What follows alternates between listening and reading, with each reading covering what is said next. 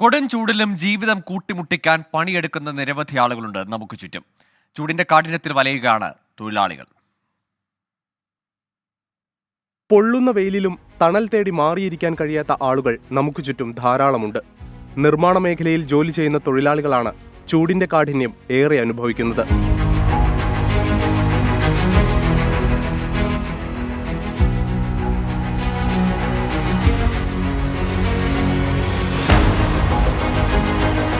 പാതയോരങ്ങളിലെ ചെറുകിട കച്ചവടക്കാർ, lottery വിൽപ്പനക്കാർ, ട്രാഫിക്കിൽ ഡ്യൂട്ടിയുള്ള police ഉദ്യോഗസ്ഥർ, ഓൺലൈൻ ഡെലിവറി ജോലി ചെയ്യുന്നവർ എന്നിങ്ങനെ കൊടും ചൂടിലും അന്നം തേടുന്നവർ ഏറെയുണ്ട്.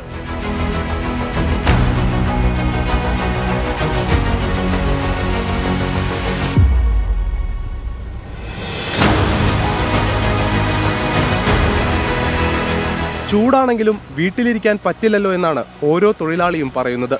മാറുന്ന കാലാവസ്ഥയെ കരുതലോടെ പ്രതിരോധിക്കുക എന്നതാണ് ഏക മാർഗം. 24 കൊച്ചി.